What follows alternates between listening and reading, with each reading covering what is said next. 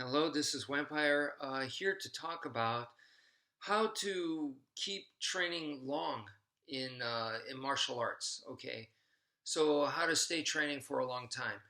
Um, so for me, I started in junior high, so this is in the early '90s, and I've never stopped since. I've been continuing it to this day. So that's about 3 decades. So I've been doing it for about 30 years. And how was I able to continue this long? Well, the first thing is I think it's important that you have like this confidence, okay? And this confidence, I read in this book by a famous Japanese professional wrestler, Antonio Inoki.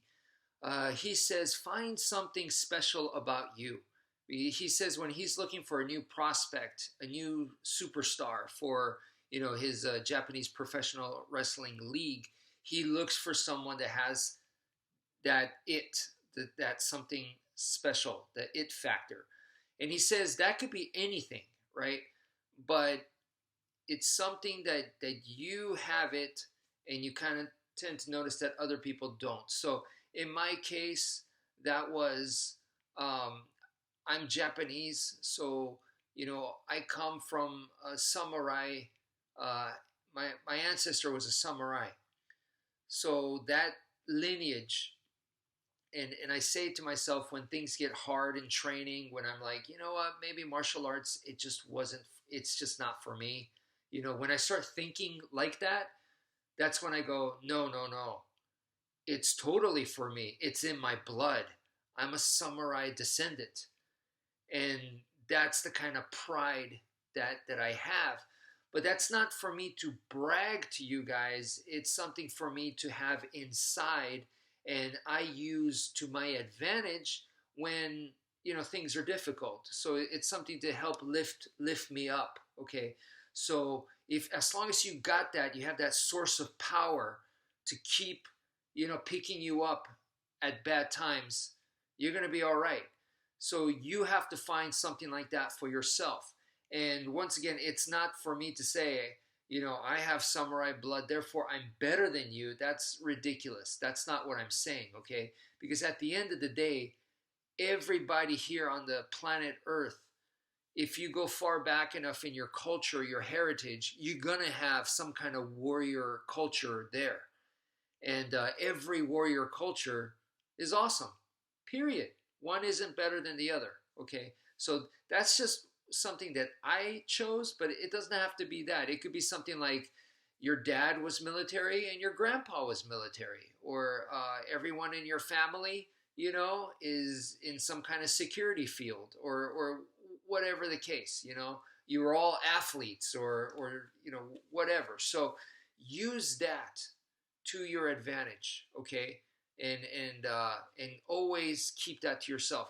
It could be anything. Like I said, you could be an artist, and you go, therefore I am creative, and that creativeness is going to help me in the martial arts training, and I will never let go of it, and I will be creative.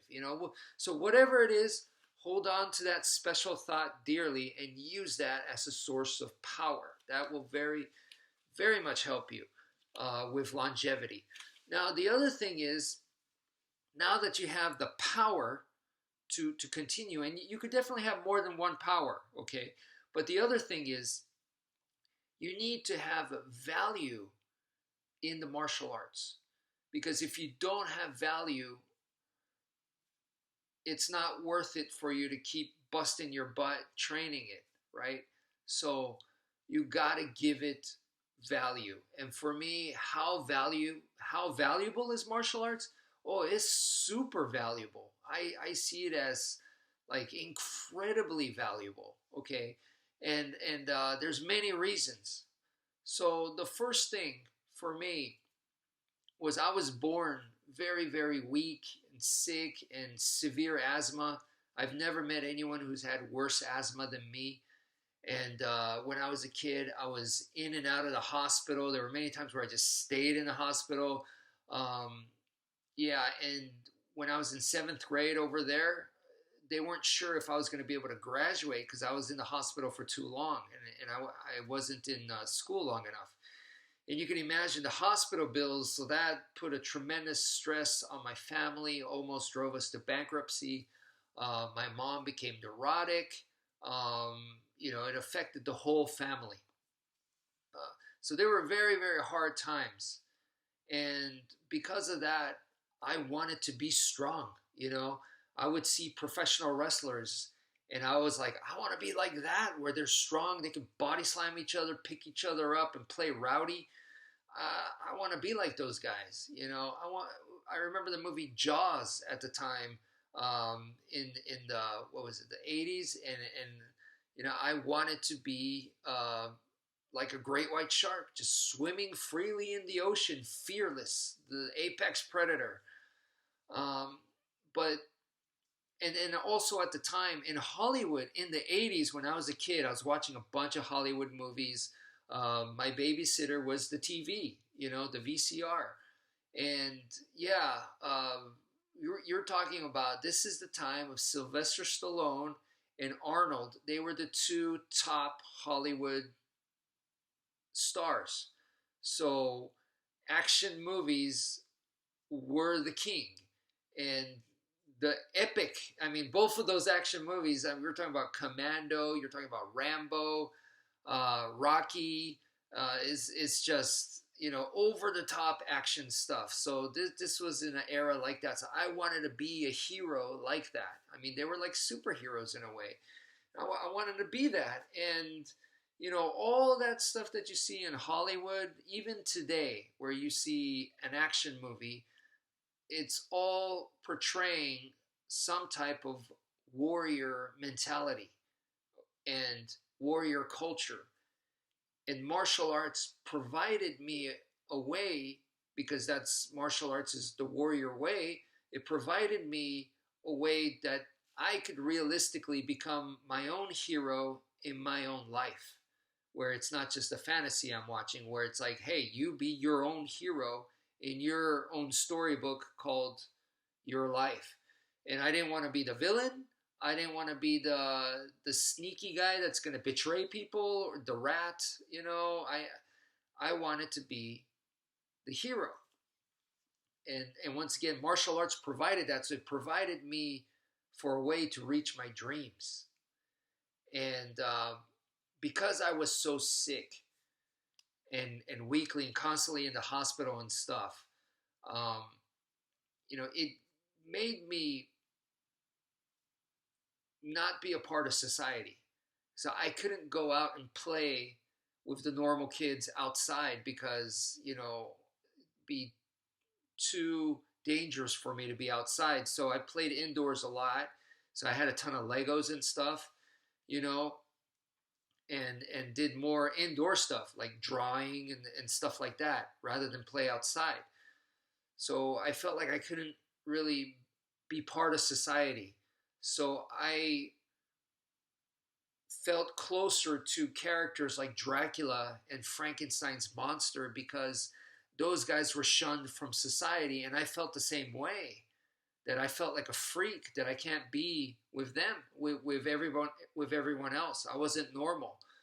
So, I felt like I could relate to Dracula and Frankenstein's monster. And, I started getting more and more angry and started hating society because I couldn't be a part of it. And I had a very negative attitude, but martial arts helped me overcome that. It helped me understand that, don't be so negative, and, you want to be the strong guy helping society and giving back to society, not destroying it and not hating on it, and not be I'm a loner, leave me alone, I don't like people, not be that guy. And so that was very important, that the martial arts made me more positive in that way, because before I was very closed. And if someone said, hey, are you interested in this? No, I'm not interested in anything, don't talk to me. It was like that.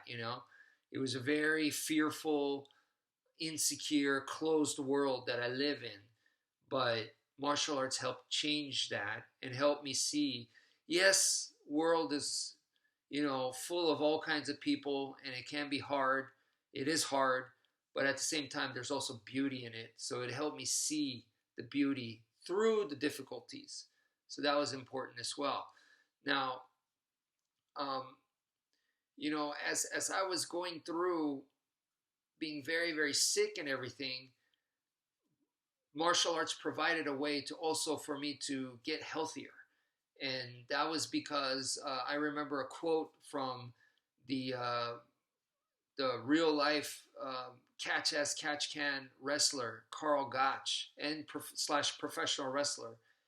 He said that his best hold was his stamina, and I was like, oh wow, okay, that's pretty awesome. And then he also said that in the military, where they kill people with guns, grenades, and tanks and helicopters, the first thing that you got to do is conditioning. You got to become fit.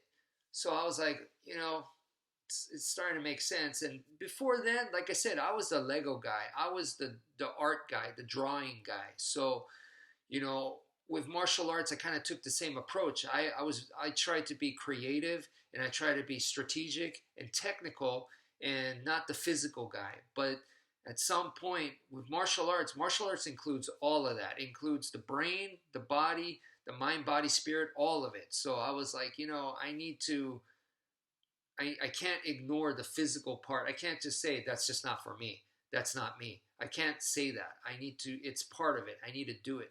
So I started working out physically more, training my body. And when I did that, I remember that when I work out, guaranteed I get an asthma, But even though I would get an asthma attack, I noticed that when I work out, I'm stronger, so the asthma's not as bad. And if I didn't work out, the asthma's worse. So if I'm going to get an asthma either way, why not get it when I'm stronger? So when I look at it that way, I didn't even have a choice. I had to work out. I had to train. And martial arts provided that for me. So it provided me a dream. It provided me a way to be positive. So it's kind of my spirit was, because it was becoming very crooked and negative. And then also provided me the body, the physical part. So it provided mind, body, and soul, everything for me. So to me, it's extremely, extremely valuable.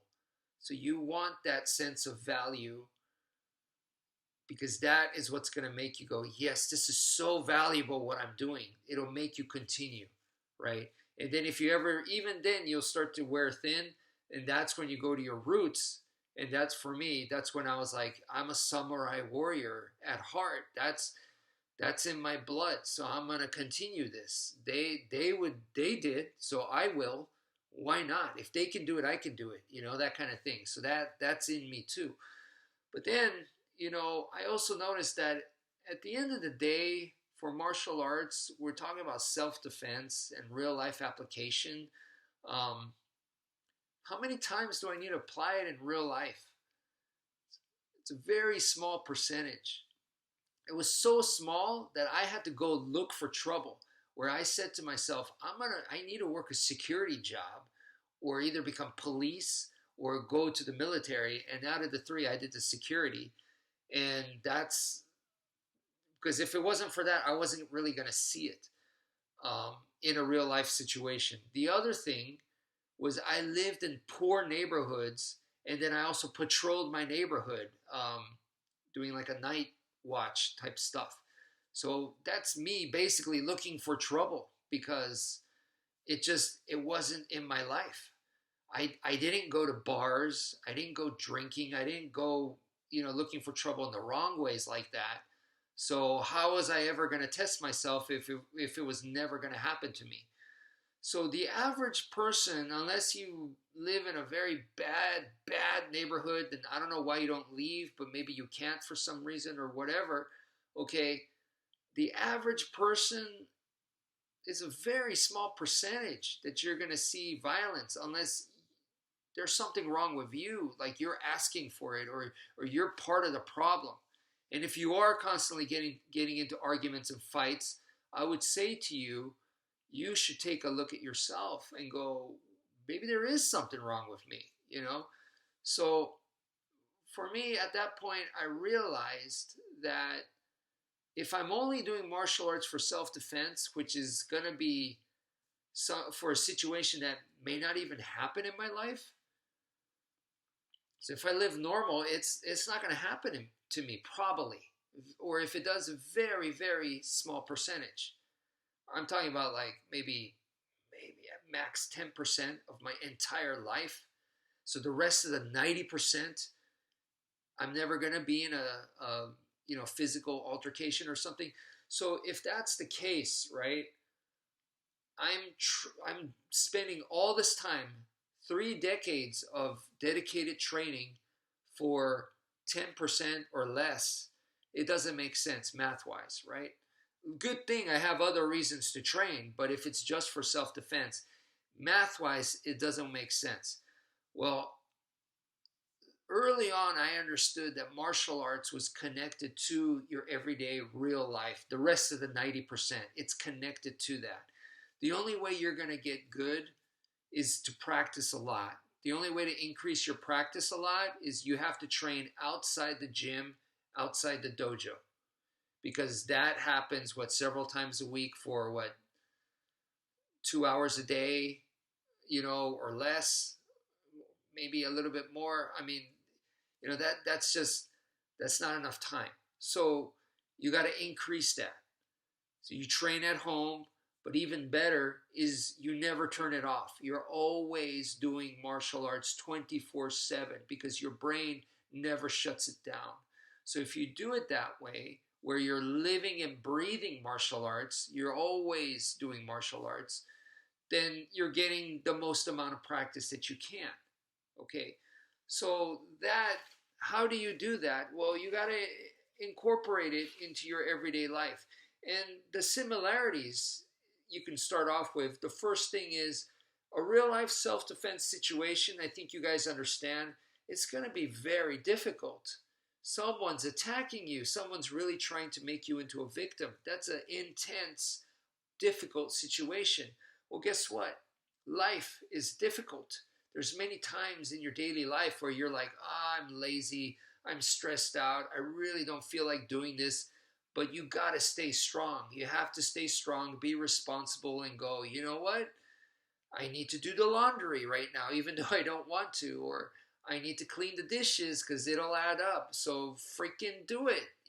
Do it every day. It's just, it doesn't take that long. Just kind of discipline, I'm stressed out. I want to go eat some ice cream. Well, I'm not going to do that.